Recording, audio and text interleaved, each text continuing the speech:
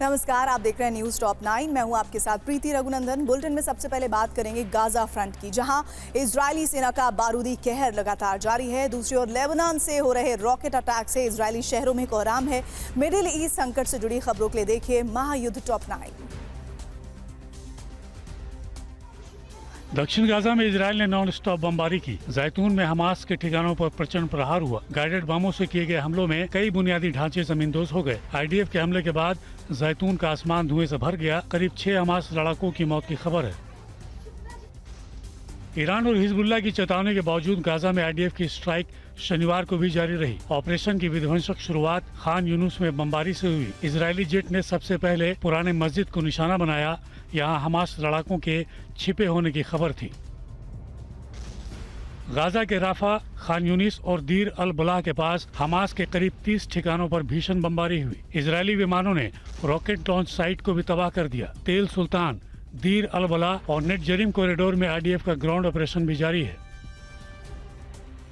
Gaza में Hamas के tunnel network को टारगेट कर आईडीएफ ने भीषण बमबारी की। इस हमले में गाजा का नेट जरीम कॉरिडोर पूरी तरह से तबाह हो गया। इजरायली सेना अब गाजा से सटे बॉर्डर इलाके में हमास के वेपन सप्लाई को निशाना बना रही है।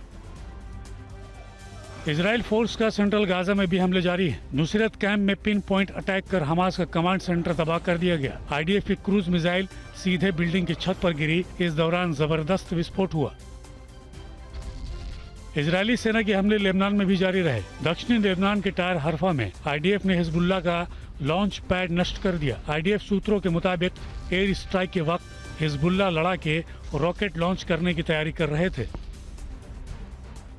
साउथ लेबनान में एक बार फिर इजरायल पर भीषण हमले हुए। हिजबुल्लाह ने एक के बाद एक करीब 100 रॉकेट दागे। नॉर्थ इजरायल के 6 शहरों पर ये हमले पूरे दिन जारी रहे। हालांकि आईडीएफ के डिफेंस फोर्स ने ज्यादातर हमलों को नाकाम कर दिया।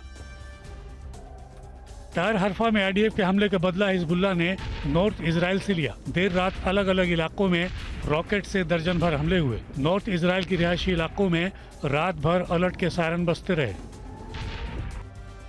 उत्तरी पश्चिमी इजरायल में भी हिजबुल्लाह के हमलों से रात भर दहशत का माहौल रहा। एयर रेड अलर्ट के बीच पूर्वी हाइफा में रोशनी और धमाकों की गूंज सुनाई दी। हालांकि इजरायली डिफेंस ने इस दौरान 85 रॉकेट्स को नष्ट करने का दावा किया।